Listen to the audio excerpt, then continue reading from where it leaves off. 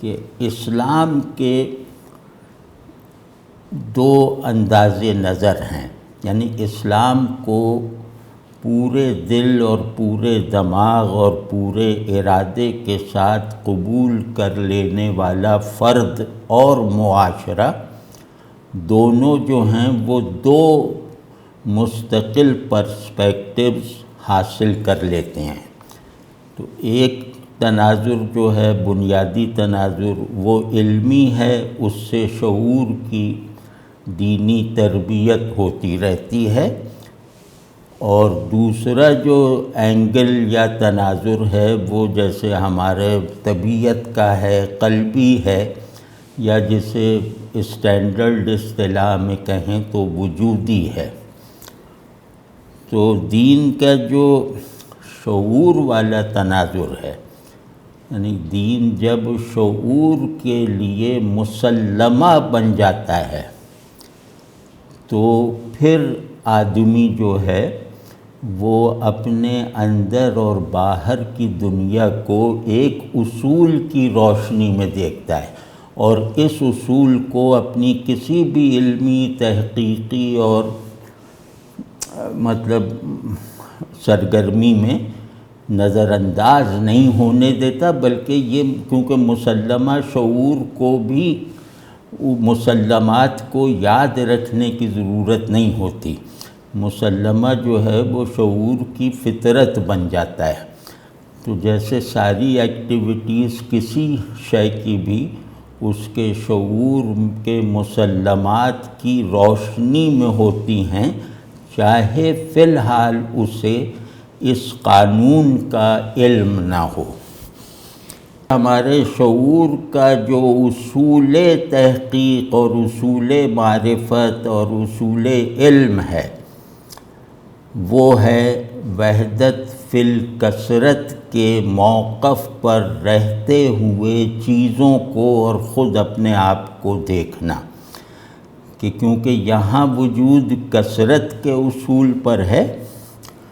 تو ہمارا ایمانی شعور، یا یوں کہہ لیں کہ توحید ہمارا شعوری مسلمہ بن جائے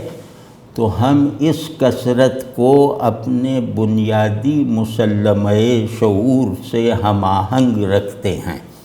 اور پھر ہم اس انداز سے دیکھتے ہیں، ہم گویا اس وجود کو سمبل بنا لیتے ہیں، دنیا کو سمبل بنا لیتے ہیں۔ اس کے جو فوائد اور نتائج ہیں وہ انشاءاللہ کسی اور وقت عرض کروں گا۔ تو ہم یہ کہتے ہیں کہ یہ عالم کثرت جو ہے یہ وحدت میں کھپے بغیر بطور کل سمجھ میں نہیں آ سکتا۔ اگر اس کو وحدت کے دائرے میں نہ رکھا جائے، وحدت کے دائرے علمی میں نہ رکھا جائے تو اس میں مختلف چیزوں کا علم کلیت اختیار نہیں کر سکتا، پھر چیزوں کے علم گویا انتشار کا مجموعہ ہوگا۔ تو علمی انتشار سے بچنے کے لیے اور اپنے باہر اور اندر کی دنیا کو بھی ایک وجودی انتشار یا ابتری یا بے نسبی سے، بے اصلی سے بچانے کے لیے ہم اسے دیکھیں گے وحدت فی الکثرت کے اصول پر، یعنی وحدت فی الکثرت کا اصول نہیں بلکہ عقیدے کی روشنی میں، اور کہیں گے کہ ہر شے اللہ کی طرف اشارہ کرتی ہے، اپنی گیون اچھائی اور برائی دونوں کے ساتھ۔ تو یہ جو ہے یہ عمل گویا کیونکہ انسان کا شعور اور ذہن جو ہے وہ دنیا کو وہ معنی دیتا ہے جو اس میں موجود تو ہوتے ہیں لیکن حالت اظہار اور حالت ادراک میں نہیں آتے۔ جیسے یہ کہ پانی نم تو ہے، برف ٹھنڈی ہے، آگ گرم ہے، لیکن یہ اگر آدمی یا اس کو سمجھنے کے لیے دیکھنے والا یا اس پر تصرف حاصل کرنے کے لیے اس پر نگاہ کرنے والا اگر نہ ہو تو آگ کی گرمی کوئی علم نہ رہ جائے، پانی جو ہے اس کی روانی بے معنی ہو جائے، وغیرہ وغیرہ۔ تو آدمی اپنی یہ پوزیشن لے کر وہ پورے عالم وجود کو دیکھتا ہے اور اسے اس کی ڈیفینیشن فراہم کرتا ہے، یہ جیسے خدائی اسکیم معلوم ہوتی ہے۔ تو بہرحال یہ تفصیل میں اس وقت جاننا مقصود نہیں ہے، اس وقت تو ایک ایسی بات کہنا مقصود ہے جو میرے خیال میں کارآمد ہے۔ وہ یہ کہ ہم دنیا کو دیکھتے ہیں، ہمارا ذہن وحدت فی الکثرت کے اصول پر ہے، دنیا سے تعلق میں ہمارا شعور وحدت فی الکثرت کے اصول پر اپنے علوم، اپنے مواقف کو تعمیر کرتا ہے۔ اور دوسری طرف کیونکہ ہم صرف شعور نہیں ہیں بلکہ ہم شعور اور وجود کی ایک ایسی ترکیب کے حامل ہیں جس نے شعور کو شعور ہونے سے بڑھا دیا ہے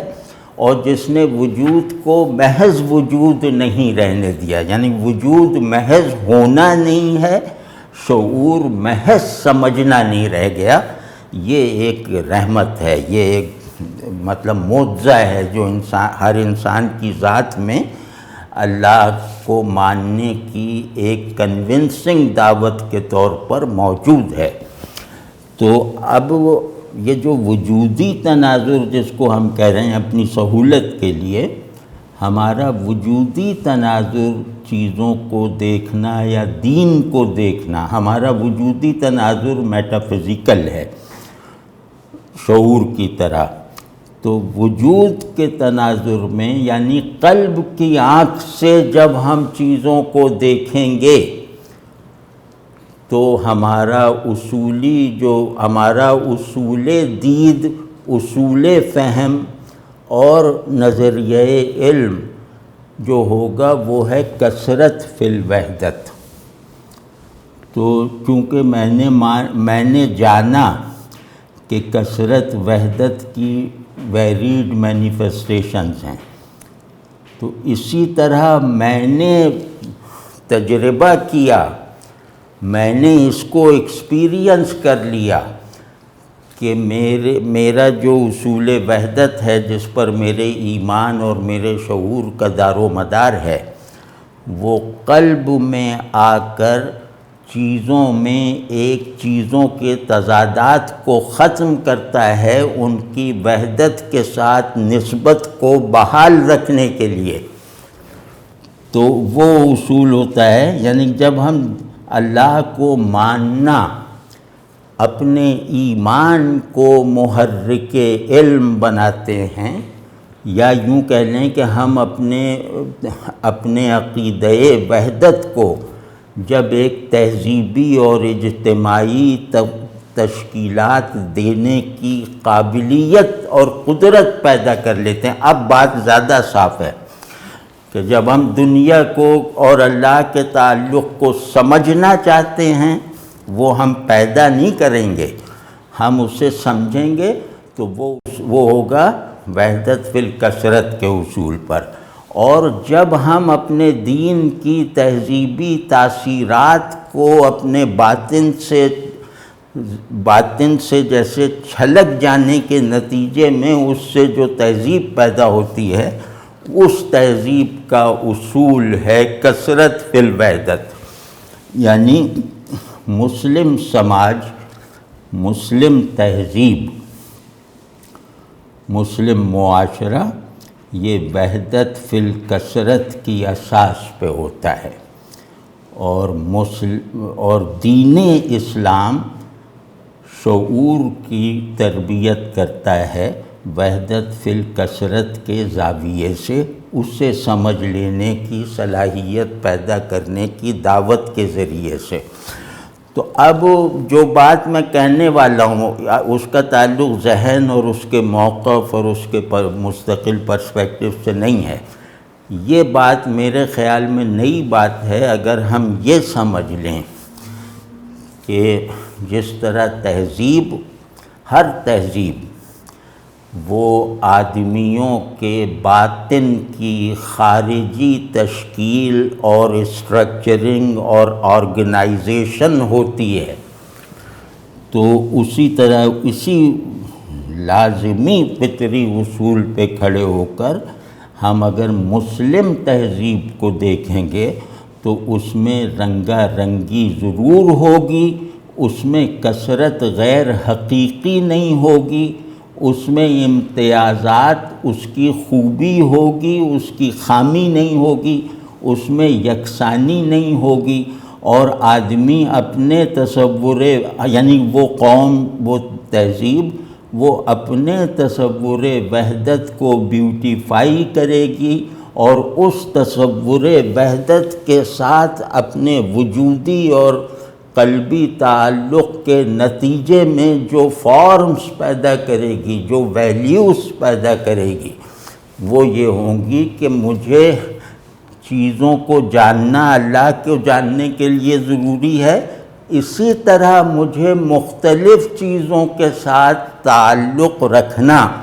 اللہ سے تعلق میں تربیت حاصل کرنے کے لیے، اسے تقویت پہنچانے کے لیے لازمی ہے۔ تو جب تک مسلمان اپنی تہذیب کے اس مطلب فطری اصول پر کاربند رہے اور ان کی تہذیب جیسے اسی سے اپنی تمام صورتیں جو ہیں وہ عکس کرتی رہی، تو وہ ایسا تھا کہ جیسے ایک پانی سے 1000 رنگ کے پھول پیدا ہوتے ہیں، پانی ایک ہے۔ تو مسلم تہذیب بھی یہ کہ چشمہ وحدت سے نظام کثرت کو بیوٹیفائی کرنا اور اس نظام کثرت میں رہنے کے حقوق ادا کرتے ہوئے اللہ سے تعلق کو اپنے جیسے اپنے نفس کا تقاضا بنانے میں کامیابی حاصل کرنا،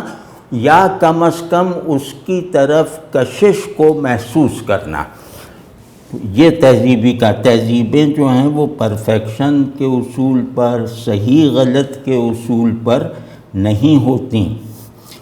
تہذیبیں ہم خیالی پر بھی نہیں ہوتی،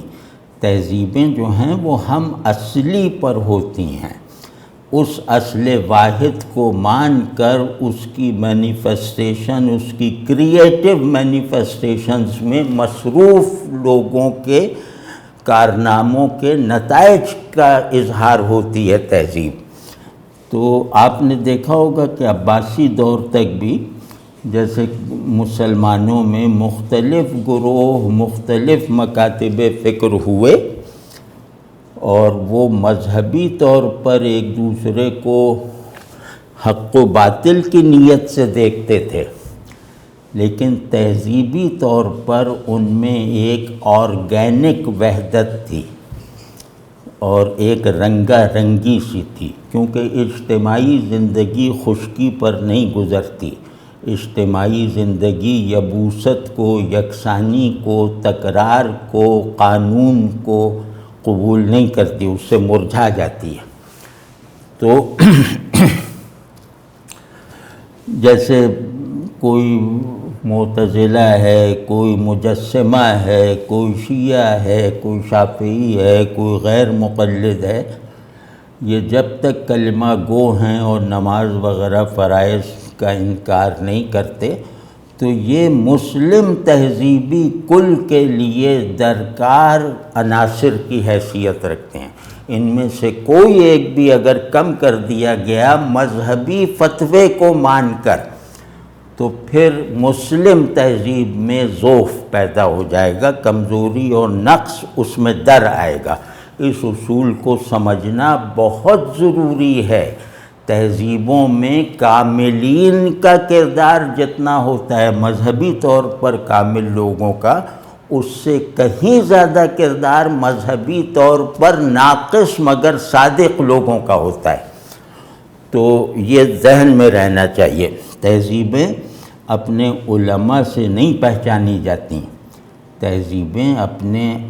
وہ عامت الناس کو دیکھ کر پرکھی جاتی ہیں اور سمجھی جاتی ہیں۔ تو اب جیسے میں نے دیکھا ہے تہذیب کو بدلتے ہوئے میں نے اپنی زندگی میں، اور اسی کے ایک رخ پر بات کرنی ہے، اس میں تھوڑا سا دلچسپی بھی پیدا ہو جائے گی کہ جیسے واقعاتی طرز کی ہے کہ 60 کی دہائی یعنی 65 66 67 1969 70 تک کراچی جہاں کا میں رہنے والا ہوں، جہاں میری پرورش ہوئی ہے، وہاں کا مذہبی ماحول مسلم تہذیب کے پرکشش ہونے کا غالباً اس سب کانٹیننٹ میں سب سے بڑا نمونہ تھا۔ یعنی وہاں یہ کہ سنی بھی بہت، شیعہ بھی بہت، اور بھی جتنے فرقے وغیرہ یا مکاتب فکر ہیں یہ سب بہت تھے، تو ان کے اختلافات ان کے علماء تک محدود تھے۔ ان کو ماننے والے عوام اپنی سماجی وحدت کو جس طرح ملحوظ رکھتے تھے، ملحوظ رکھنا تو دور کی بات ہے، جس طرح مختلف الخیال مکاتب فکر کو ماننے والے عام لوگ مسلمان اور صرف مسلمان ہونے کی جہت سے ایک رنگا رنگ تہذیبی گلدستہ بنانے میں کامیاب تھے، اس کامیابی کا سب سے بڑا مظہر ہندوستان میں کراچی تھا۔ کراچی میں زیادہ سے زیادہ لوگ آپ کے بارے میں اس زمانے میں یہ جاننے میں دلچسپی رکھتے تھے اردو اسپیکنگس میں، کہ یہ آپس میں یہ جاننا چاہتے تھے کہ آپ کا آبائی تعلق کس شہر سے ہے۔ تو وہ بھی ایسے کہ تعلق میں ذرا ایک بے ساختگی پیدا ہو کہ ہو سکتا ہے ہمارے ہم شہر ہوں، تو کہ لکھنؤ سے ہیں، الہ آباد سے ہیں، فلاں سے ہیں، تو اس بات پہ کبھی جھگڑا بھی ہوتا تھا، کبھی محبت میں اضافہ بھی ہوتا تھا۔ تو ان کی ساری جو کھٹ پٹ بھی جو تھی وہ تہذیب میں موجود علاقائی کشاکش اور تصادم کے نتیجے میں تھی۔ عقائدی اور فروعی اختلافات کی بنیاد پر ان کے درمیان تعلق کے لوازم جو ہوتے ہیں وہ پیدا نہیں ہوتے تھے۔ تو یہ وہ زمانہ تھا، میرا خیال ہے سن 63 ہوگا، یا نہیں سن 63 نہیں، سن 60 ہوگا، 60 یا 61۔ اس میں مطلب میری عمر ہوگی 8 برس، 61 اگر 61 ہے تو 8 برس ہوگی۔ تو میرے 2 دوست تھے، وہ ذرا دیکھیے گا آج کل کے ماحول میں یہ باتیں کہیں بھی نظر آتی ہیں۔ میں تیسری یا چوتھی جماعت میں تھا،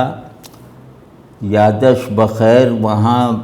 شاہ فیصل کالونی نمبر 2 میں ایک چھوٹا سا اسکول تھا، اس کا نام تھا وسیم انگلش اسکول، اور اس کے ہیڈ ماسٹر انگریزی میں دستخط نہیں کر پاتے تھے، لیکن کیونکہ وہ مالک کے رشتہ دار تھے تو وہ ہیڈ ماسٹر تھے، اور بہت ہی لائق ہیڈ ماسٹر، منتظم، شفیق اور بہت ضابطہ پسند۔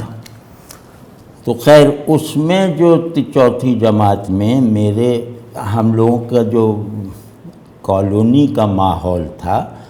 اس میں شیعہ سنی وغیرہ میں کے تناسب میں بہت زیادہ فرق نہیں تھا۔ مثال طور پر 60%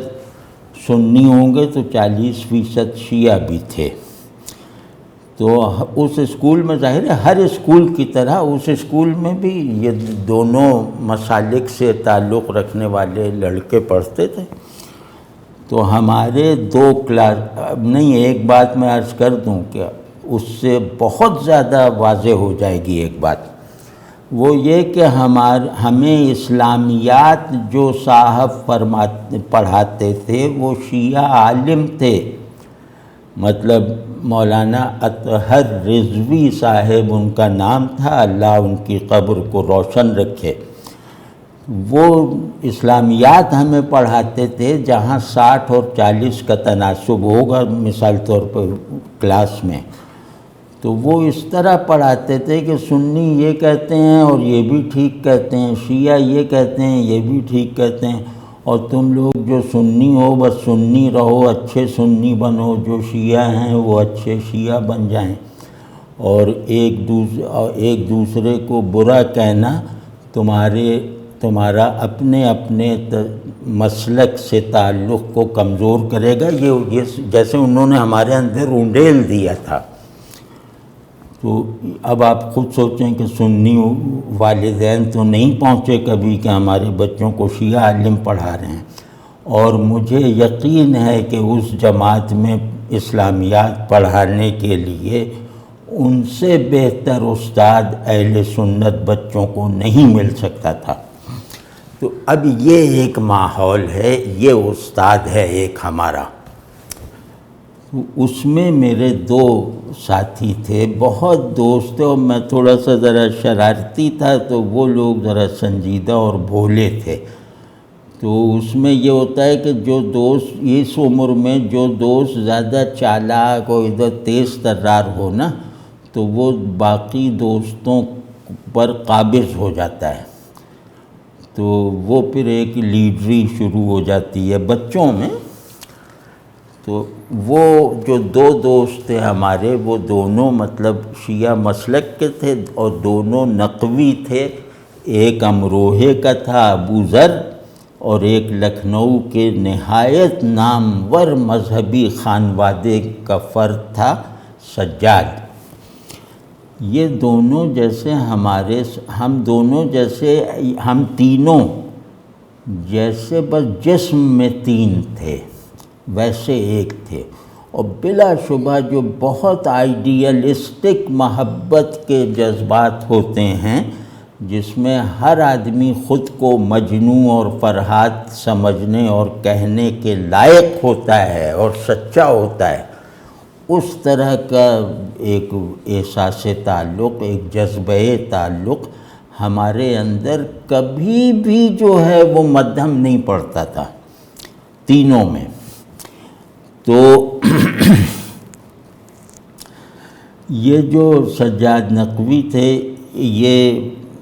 بہت انتہائی غیر معمولی ذہین، پڑھاکو، ہمیشہ فرسٹ آنے والے، اور بہت سنجیدہ اور کھیل کود سے بالکل دور، بہت خشک اور نہایت شرمیلے،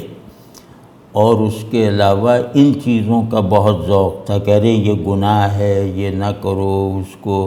جیسے کسی کو کچھ برا نام دے دیا تو کہتے تھے ارے یہ نہ کرو، یہ گناہ ہے۔ وہ گویا ہمارے محتسب اور مفتی تھے، 8 برس کے 8 برس کے ہوتے ہوئے، اور بہت جیسے پاکیزہ سا ایک لڑکا ہوتا ہے نا، وہ اس طرح کے تھے، اور سیدھے تھے۔ تو وہ جو ہم ان سے مطلب ہم ہی نے ان سے ہر فائدہ اٹھایا، ان کو کبھی اپنے سے تو فائدہ اٹھانے نہیں دیا، اور ہم ظاہر ہے انہیں فائدہ پہنچانے کے لائق بھی نہیں تھے۔ تو یہ صاحب سجاد نقوی مرحوم، اللہ ان کو خوب اعلیٰ مقامات اور بلکہ رسول اللہ صلی اللہ علیہ وسلم کی مصاحبت اور مرافقت نصیب فرمائے، مرتے دم تک وہ میرے بہت قریبی رہے۔ تو وہ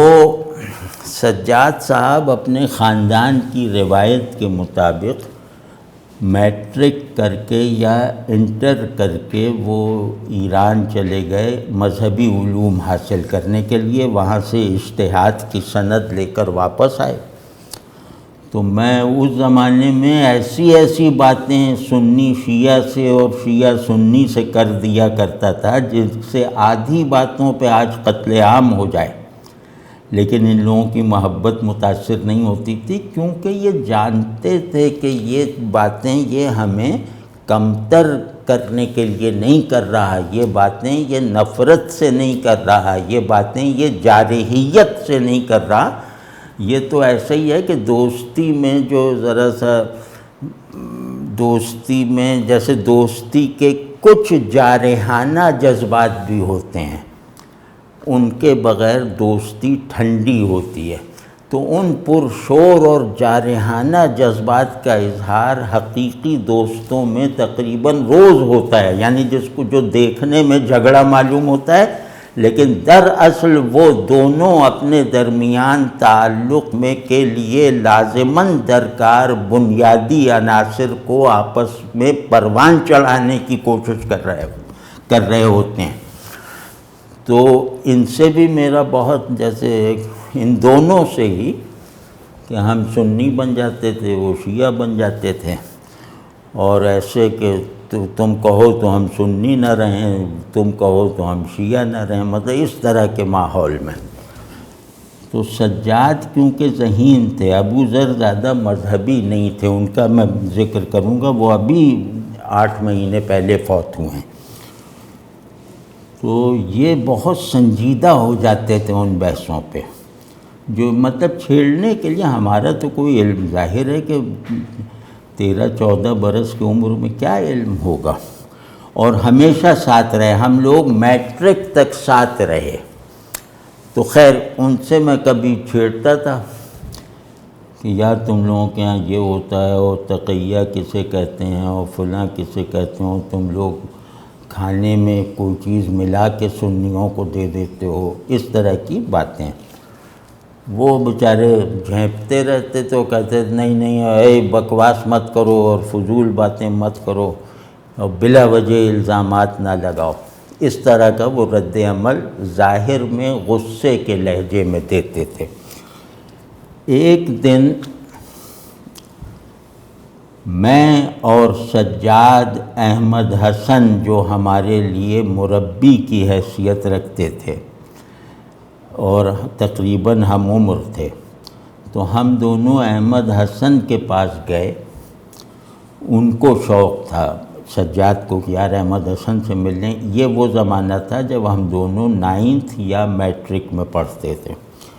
تو احمد حسن کے ہاں جب ہم گئے تو انہوں نے ان کو بہت پسند کیا کہ یار یہ بالکل جیسے علم سے بنا ہوا لڑکا ہے.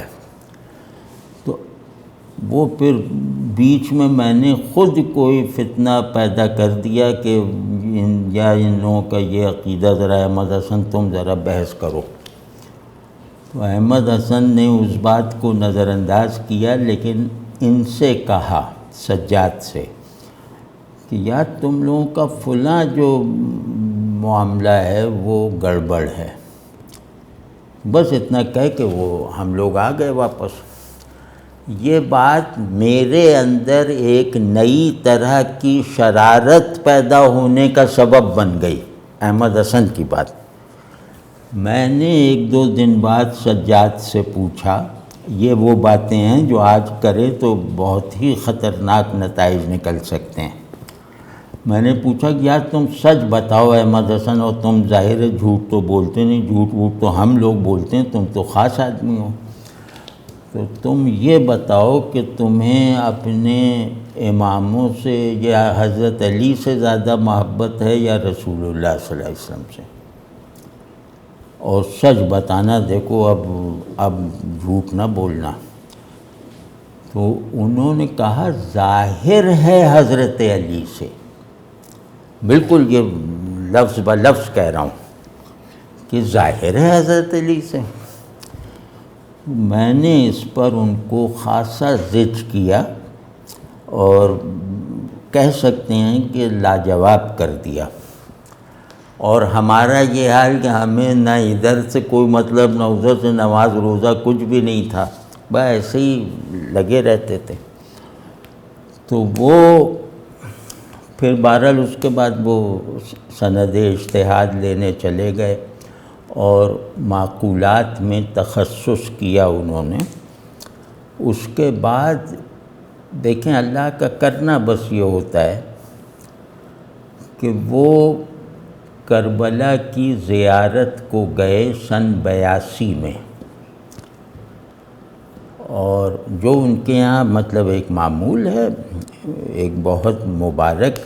ایکٹیویٹی، اور مطلب ہر لحاظ سے مبارک ہے، ہمارے لیے وہ مبارک ہے۔ وہاں سے وہ واپس آ گئے اپنے پروگرام سے بہت جلدی، مطلب ان کا ارادہ تھا وہاں مہینہ گزارنے کا، وہ غالباً 3-4 دن ہی میں واپس آ گئے۔ تو میں نے کہا یار تمہیں وہاں تم اتنی جلدی واپس آ گئے، تمہارا کیا حشر ہوگا، جیسے ان کو تنگ کرنے کے لیے۔ وہ بالکل سنجیدہ اور جیسے رونے والے سے ہو رہے تھے، تو میں سمجھ گیا کہ کوئی اور معاملہ ہے، اب مذاق نہیں کرنا چاہیے۔ میں پوچھا احمد حسن تم کیوں اداس و پریشان ہو؟ کہنے بھائی آج پتہ نہیں کیا بات ہوا کہ میں کئی مرتبہ زیارت کو جا چکا ہوں، لیکن مجھے اچانک احساس ہوا کہ یہ پرستش ہے، یہ عقیدت اور اقتداء صرف نہیں ہے، اس میں اصل جذبہ اور اصل جو اس کا جو مغز ہے حسین کے ساتھ ہمارے تعلق میں، وہ پرستش کا جذبہ ہے، وہ میں نہیں برداشت کر سکتا۔ تو خیر انہوں نے وہ کرا کے وہ اپنا اعلانیہ بڑے مجاہد بن کے انہوں نے اعلان بھی کر دیا۔ اس کے نتیجے میں کچھ ان کو نقصان بھی ہوا، گھر میں کچھ ڈانٹ ڈپٹ ہوئی، لیکن اس طرح کی نہیں جیسی آج ہوتی۔ اس کے بعد لیکن جو سچویشن ہوئی وہ عجیب ٹریجک سچویشن میرے لیے ہوئی۔ اچھا اللہ جانتا ہے کہ مجھے ان سے وہ سن کے بھی کوئی ایسی خوشی نہیں ہوئی، فرقہ وارانہ فتح کا احساس نہیں ہوا تھا۔ تو وہ بالکل جیسے وہابی بن گئے، اور انہوں نے کہا یہ بھی بدعت، وہ شرک، یہ بدعت، وہ شرک۔ تو میں نے پھر ان سے کہا یار تم شیعہ ہی اچھے تھے، اب تم ہمارے دوست تو معلوم ہی نہیں ہوتے۔ اس سے میں نے سبق لیا کہ بہت زیادہ پیورٹن ہو جانے کے نتیجے میں انسان سنگ دل ہو جاتا ہے، اور وہ انسانی تعلق ہی نہیں، اللہ تبارک و تعالی اور اللہ کے رسول صلی اللہ علیہ وسلم سے تعلق کے جذباتی اور احساساتی اور کیفیاتی مناہج سے، ان چینلز سے جو ہے وہ کٹ کر رہ جاتا ہے۔ اس کا خدا بھی جیسے اسی کا بنایا ہوا ہوتا ہے، اور عین قرآن میں موجود اسماء کا مسمى ہوتا ہے۔ تو وہ لیکن اللہ کا لاکھ لاکھ شکر ہے کہ پھر وہ مدینہ یونیورسٹی میں پڑھانے کے لیے گئے، اور وہاں وہ کسی بزرگ وغیرہ سے متاثر ہو کر پھر جیسے اس راستے پر آ گئے کہ اہل بیت ہمارے محبوب، صحابہ ہماری آنکھوں کی ٹھنڈک، دونوں ہمارے محسن، دونوں ہمارے لیے رسول اللہ صلی اللہ علیہ وسلم کے معجزات ہیں۔ تو یہاں وہ آ گئے، اور اللہ نے ان کو ایسی اچھی موت، جو مطلب شگون اچھا لینا ٹھیک ہے نا، تو انہیں ایک ایسی اچھی موت دی کہ وہ رسول اللہ صلی اللہ علیہ وسلم کے مواجع شریف پر جیسے رخصت کا سلام عرض کر رہے تھے، مطلب رہتے مدینے میں تھے لیکن جیسے اس دن کی ان کی آخری حاضری تھی، تو ان کا معمول تھا کہ آتے وقت سلام اور جاتے وقت سلام۔ تو وہ اپنے گھر جاتے ہوئے رسول اللہ صلی اللہ علیہ وسلم کے مواجع میں کھڑے ہو کر انہوں نے کہا کہ یا رسول اللہ صلی اللہ علیہ وسلم میری رخصت کا سلام قبول فرما لیجیے۔ یہ جملہ انہوں نے کبھی نہیں کہا تھا، اور ہوتا وہ رخصتی سلامی تھا، یہ کہا اور بالکل وہاں پر جیسے ایک آدمی کو فرشتے، وہ گرے نہیں، دیکھنے والوں نے بتایا کہ جیسے فرشتوں نے انہیں آہستہ سے لٹا دیا عین سلام کے مقام پر، وہاں وہ فوت ہو گئے۔ تو یہ وہ احمد حسن ان کو میں اس لیے ان کے بارے میں بات عرض کر رہا تھا کہ یہ آدمی ہے جو دین کی تہذیبی فیبرک کے بہترین معماروں اور بہترین نمونوں میں ہے۔ ہماری مسلم تہذیب یہ ہے کہ ہم کثرت میں وحدت کو کار فرما دیکھتے ہیں، وحدت کے دائرے میں کثرت کو اس کے اجزاء کے طور پر دیکھتے ہیں، اور ان اجزاء میں اگر کوئی پوزیشن کی تبدیلی ہو جائے تو اس کو وحدت ہی کے دائرے میں ہونے کی وجہ سے گوارا کرتے ہیں۔ تو یہ ایک سبق جو ہے مجھے ان سے ملا، اور گو کہ میں نے اس کا اعتراف ان کے سامنے کبھی نہیں کیا، وہ مطلب اپنی وہ کوتاہی یا اپنی وہ جو ہے مطلب چالاکی کی وجہ سے، لیکن احساس ہمیشہ رہا، شکریہ ان کا ادا نہیں کیا۔ اور اس کے بعد ابو ذر جو تھے، یہ ہم تینوں میٹرک تک ساتھ پڑھے، تیسری چوتھی سے میٹرک تک۔ ابو ذر جو ہیں وہ بالکل انوکھے آدمی تھے، مطلب میں کیا بتاؤں، وہ خوشحال خاندان کے تھے، جیسے امیر باپ کے بیٹے تھے۔ تو ہر وقت اس میں لگے رہتے تھے کہ یار فلاں کو کپڑا لے کے دینا ہے، فلاں کو کھانا کھلانا ہے، اور اسپتال میں جا کے مریضوں کی خدمت کر رہے ہیں، مطلب خدمت خلق بالکل جیسے ان کی طبیعت میں رچی بسی تھی، وہ تکلف نہیں لگتی تھی کہ ثواب کے لیے کر رہے ہیں، بالکل نہیں، جیسے وہ اس کے بغیر رہ نہیں سکتے تھے۔ اور اپنے والد کو وہ مجبور کر دیتے تھے کہ اس کی، ظاہر ہے وہ تو لڑکے تھے، کہ اس کی وہ کرنی ہے، اس کی وہ کرنی ہے۔ ان کے والد بھی بہت اچھے آدمی، تو خدمت خلق ایسی لڑکپن میں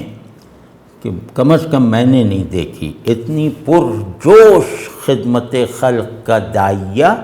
میں نے نہیں دیکھا۔ پھر ظاہر ہے خدمت خلق سخاوت کے بغیر نہیں ہو سکتی،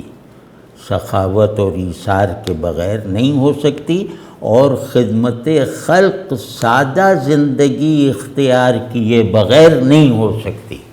یہ اس کے نفسیاتی لوازم ہیں۔ تو یہ سب چیزیں ان میں موجود تھیں، انتہائی منکسر المزاج، دیکھنے والے کی نظر میں حماقت کی، یعنی کہ حماقت کی حد تک سخی، اور پھر مہمان نوازی، اور ایک ایسا بھول پن جو اب 3 برس کے بچے میں بھی نظر نہیں آتا، وہ 16 سال کے ابو ذر میں، 16 سال کے ابو ذر نہیں بلکہ 67 برس کے ابو ذر میں دکھائی دیتا تھا۔ تو بالکل بھولے، بالکل بھولے، اور مطلب بہت سادہ زندگی، مطلب اپنے اوپر بخیل تھے۔ تو یہ آدمی جو تھا، یہ یوں کہہ لیں کہ مجھے یہ لگتا تھا کہ اللہ زندہ بھی اس کے ساتھ رکھے،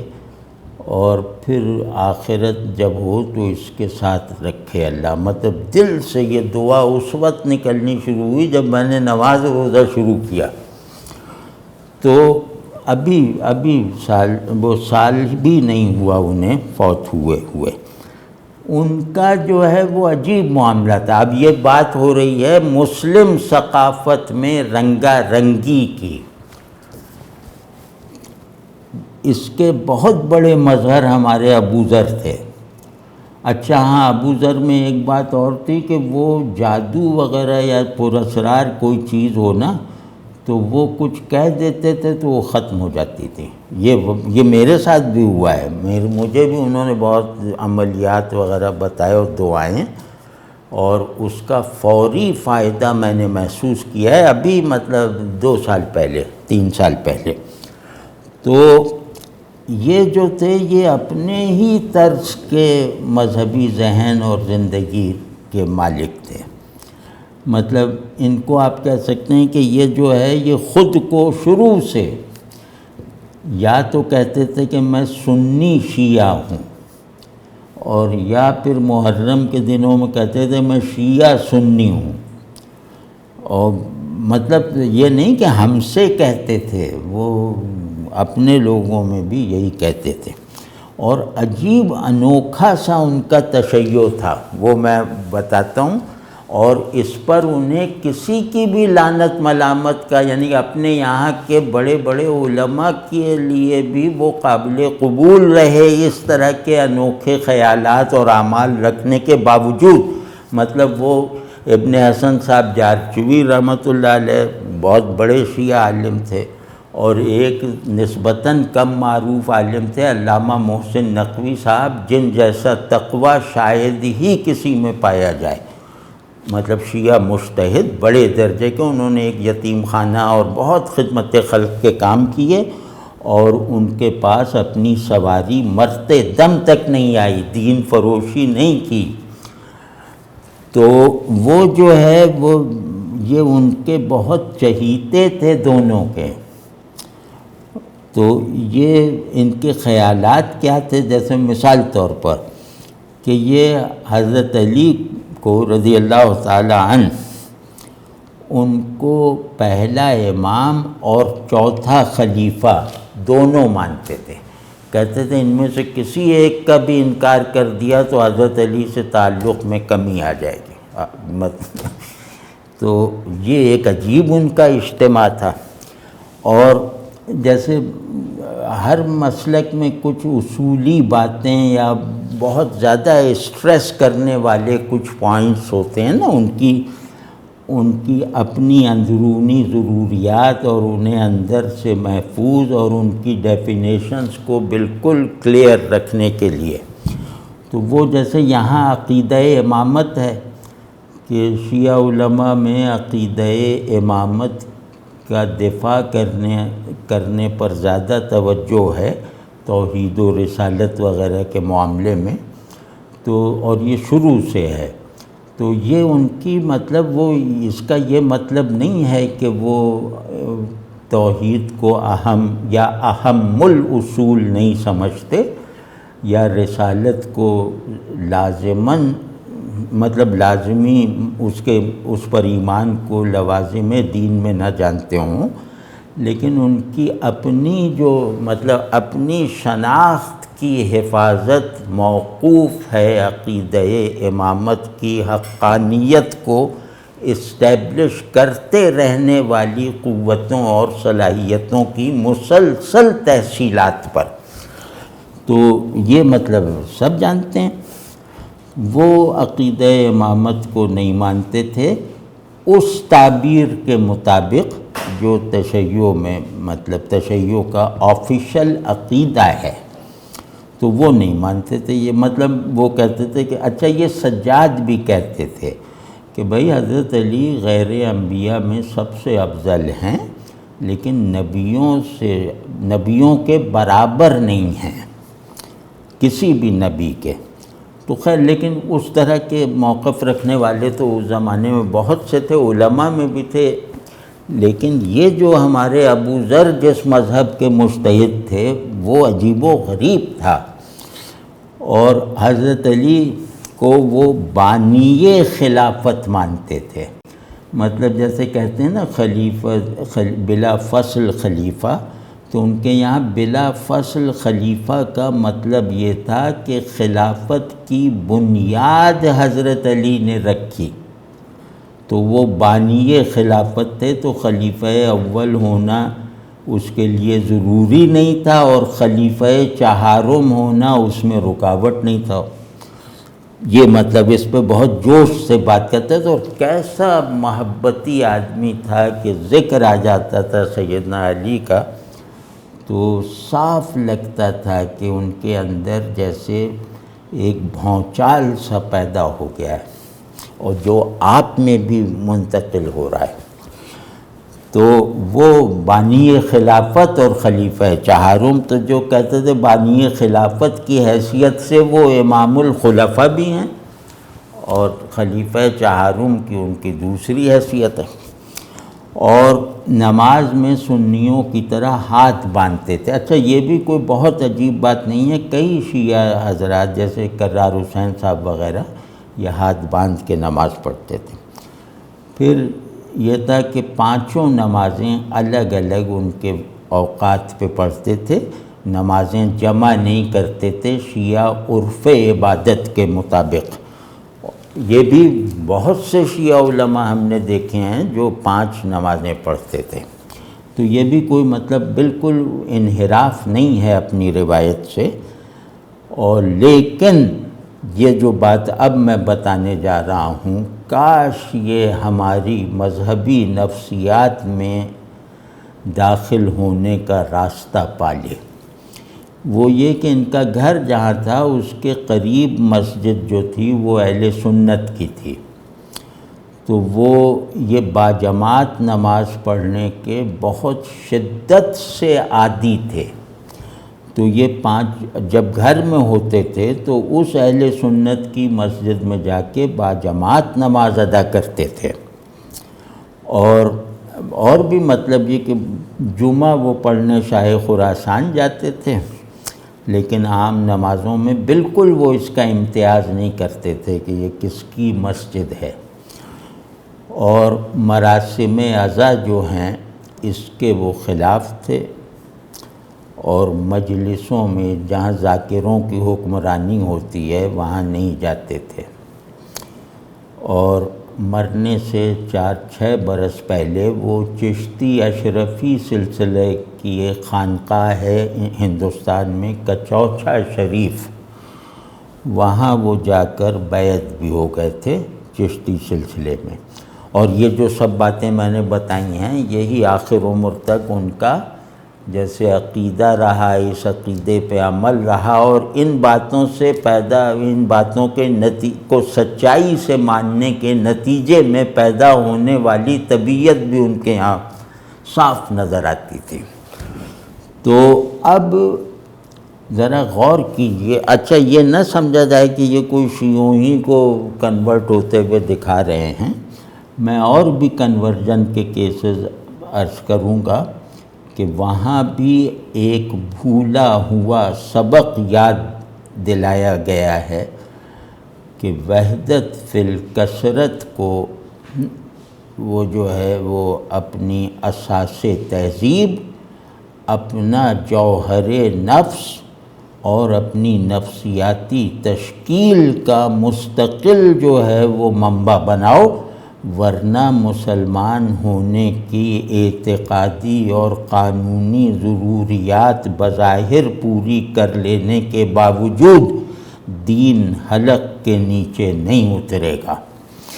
تو یہ آج کہنا تھا۔ اور اس میں جو ایک بات، کیونکہ آپ حضرات سب باہر یا اکثر آپ میں سے باہر رہتے ہیں،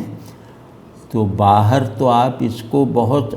آسانی سے جو ہے مسلم مزاج معاشرت کو بہت آسانی اور کسی مشکل میں پڑے بغیر اپنے اندر پیدا کر سکتے ہیں، اور وہ یہی ہے کہ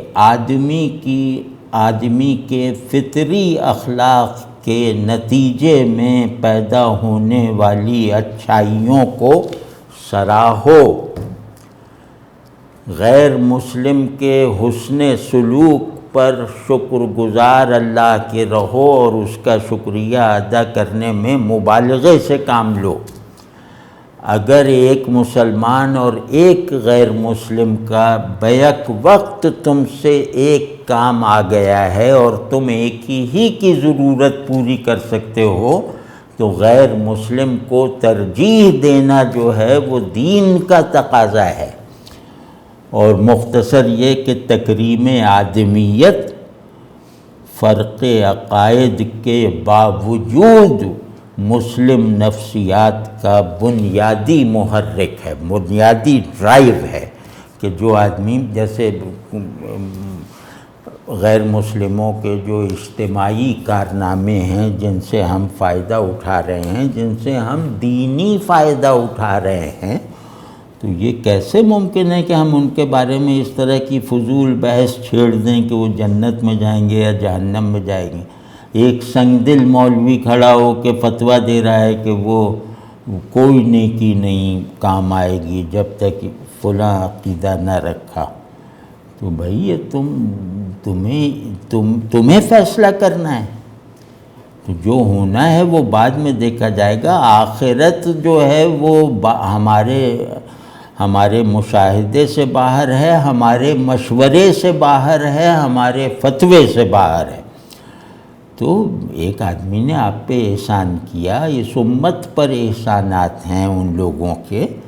تو اس کی قدر کرو، اس پہ تشکر کا احساس کرو، ان کے لیے، ان کی بھلائی کے لیے دعائیں کرو۔ یہ مطلب تمہارے آدمی ہونے کا ثبوت ہے۔ آدمی ہی میں نہ بن سکا تو کہاں کا عقیدہ اور کہاں کا دین؟ دین تو آدمی کو مخاطب کرتا ہے نا، تو ہم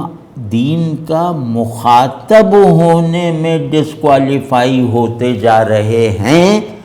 اور عالم بھی بنتے جا رہے ہیں، صوفی بھی بنتے جا رہے ہیں، مجاہد بھی بنتے جا رہے ہیں، اور ہمارے ساتھ اللہ جیسے کھیل رہا ہے کہ یہ بے وقوف خود کو مجاہد اور عالم اور فلاں اور لیڈر اور امام سمجھ رہے ہیں۔ ان کو یہ پتہ ہی نہیں کہ ان کی پتنگ جس ڈور پر کھڑی ہوئی ہے، اڑ رہی ہے، وہ ڈور کسی کے ہاتھ میں بھی نہیں ہے، تو یہ اڑ رہی ہے، تو یہ اپنی اڑان کو دیکھ رہے ہیں،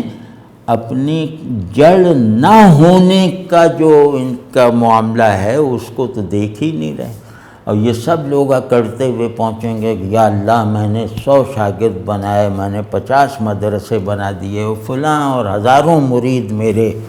اور نماز تو میں نے کبھی قضا کیا ترک اولا بھی نہیں ہوا، یعنی تکبیر اولا بھی قضا نہیں ہوئے، سب لے کے یہ لوگ بڑے فخر سے جیسے بنگلہ ڈالتے ہوئے اللہ کے حضور حاضر ہونا چاہتے ہیں کہ اللہ کہے کہ یار تم لوگوں کا تو بہت شکریہ کہ تم نے ہماری بات رکھ لی۔ مطلب اس نفسیات کے ساتھ آپ اور ہم جو ہیں وہ کچھ بھی بن جائیں تو اس سے کیا فرق پڑا؟ بنیادی کوالیفیکیشن ہے کہ اللہ نے اخلاق کی بناوٹ شرعی نہیں رکھی ہے، یہ فطری ہے، یہ یونیورسل ہے، یہ نظریاتی نہیں ہے، اور یہ آدمی کی فطرت میں داخل بہت بڑے ملکات میں سے ایک ملکہ ہے۔ اخلاق، اچھے اخلاق کا اظہار جس سے بھی ہوگا اس کے اعتراف میں بخل کرنا اپنی آدمیت پر ضرب لگانا ہے، اپنی آدمیت کے اعتبار کو خطرے میں ڈالنا ہے۔ اس بات کو ہمیں جلد از جلد سمجھ لینا چاہیے اور اس کو اپنا نظام العمل بنانا چاہیے، اور ہمیں اس طرح کہ یہ علم حاصل کر لو، فقہ پڑھ لو، اس سب کو ابھی ایک کنارے پر رکھ کر یہ دیکھنا چاہیے کہ میں نے اپنے دین کے لیے اپنے اندر اور اپنے باہر کتنے چینلز بنائے ہیں کہ دین میرے اندر جذب ہوگا میری مرضی سے۔ تو کیا میں نے اپنی مرضی کو استعمال، اپنے اختیار کو استعمال کیا ہے کہ میں دین کو اپنے اندر جذب کر سکوں، جس میں کوئی محنت نہیں ہے، صرف سچی نیت اور پختہ ارادہ اور اللہ سے تعلق کا احساس درکار ہے۔ اسی طرح یہ کہ دین کو میں نے بابرکت، پرکشش، حسین و جمیل، اس کی پوری بیوٹیفیکیشن، اس کی پوری اخلاقی فیض رسانی، اور اس کے اندر موجود بالکل را طبیعت کو راغب کرنے والی رنگا رنگی پیدا کرنے میں کوئی کردار ادا کیا ہے؟ تو یہ اب ہم سب کو دیکھنا ہے۔ میں تو چلو ایک عام آدمی، بالکل عالم وغیرہ نہیں ہوں، لیکن میرے خیال میں اب عالموں کو بھی یہ دیکھنا ہے کہ ہم نے اسلام کو مانا ہے، ہم نے اسلام کو جانا ہے، اسلام کو ماننا ابھی ذرا دور کی بات ہے، اور وہ ان سب اوصاف اور ان سب چیزوں کی پیدائش کے بغیر ممکن نہیں ہے۔ رسول اللہ صلی اللہ علیہ وسلم کا متبع ہو ہی نہیں سکتا جو احسان فراموش ہو۔ آپ صلی اللہ علیہ وسلم سے طبعی مناسبت اور آپ صلی اللہ علیہ وسلم کے لائے ہوئے جوہر اخلاق کو اپنے اندر سمیٹ لینے کی قدرت رکھنے والا ایسا ہو ہی نہیں سکتا جو بلا تخصیص نظریہ و ملت ہر آدمی کا خیر خواہ نہ ہو۔ خیر خواہ اس وقت بھی ہو جب اس سے لڑ رہا ہو، اس سے لڑنا ضروری ہے، لیکن وہ لڑنا اللہ کے لیے اس وقت کہلائے گا جب اس کی خیر خواہی اس کی گردن اڑانے پہ مجبور کر رہی ہے۔ تو یہ ذرا سا خیال چاہیے، اور بس دعا کیجئے کہ اللہ مجھے بھی نصیب فرمائے اور سب کو نصیب فرمائے۔ ہم لوگ رسول اللہ صلی اللہ علیہ وسلم سے مزاجی مناسبت پیدا کرنے کو یوں لگتا ہے کہ جیسے کوئی نفلی چیز سمجھتے ہیں، کوئی آپشنل چیز سمجھتے ہیں۔ یہ سب فقہ کی تفصیلات اور یہ سب آپشنل ہے، یہ کمپلسری ہے، تو ترتیب بدلو۔ تو بس یہ آج کہنا تھا، اور بھائی بڑی خوشی بھی اس وقت ہو رہی ہے کہ سب لوگوں سے بات ہو رہی ہے۔ آگے اللہ نے چاہا تو ناغہ نہ ہونے کی پوری کوشش کروں گا۔ یہاں بس اتنا رہے کہ کوئی بڑی مصروفیت نہ آ گئی ہو اور میں بولنے کے قابل ہوں، بس پھر انشاءاللہ چلتا رہے گا یہ سب۔ اور دعا کی بھی درخواست ہے۔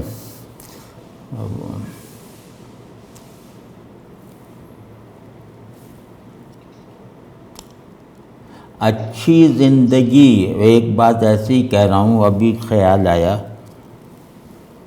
اچھی زندگی موت سے کراہت کو ختم کرنے کا نام ہے۔ زندگی اگر اچھی طرح گزری ہو تو موت کا انتظار اشتیاق سے ہوتا ہے، شوق سے، اور بری گزرے گی تو موت سے کراہت جو ہے وہ موت سے وحشت اور گھبراہٹ۔ تو اللہ ہمیں ایسا بنائے نا کہ ہم ایسی زندگی گزاریں کہ بچوں کی طرح جیسے ہر وقت ایک شوق اور جذبے میں رہیں کہ یار کب جا کے اللہ کے آگے ہم جتائیں گے کہ دیکھیں ہم کیا بن کے آئے ہیں۔ یہ بندگی ہے۔ بندگی کا آخری بندگی کی آرزو یہ ہوتی ہے کہ اللہ سے شاباش لینی ہے اور اللہ کو دکھانا ہے کہ یہ دیکھو اللہ سب جانتا ہے، سب دیکھتا ہے۔ یہی تو بچپن ہے، کہ یہی بھول پن ہے، یہی تعلق کی سچائی ہے۔ کیا جانتا تو سب کچھ ہے، ہم اپنے اطمینان کے لیے تو کہہ دیں تاکہ وہ شاباش بھی مل جائے۔ ہم اگر نہیں کہیں گے تو ہو سکتا ہے اللہ میاں شاباش نہ دیں، جس سب کچھ جاننے اور دیکھنے کے باوجود۔ تو یہ ہوتا ہے نفس کا مسلمان ہو جانا، طبیعت کا مومن ہو جانا، ذہن میں چاہے کچھ بھی نہ ہو، علم کچھ نہ ہو، کوئی پرواہ نہیں۔ تو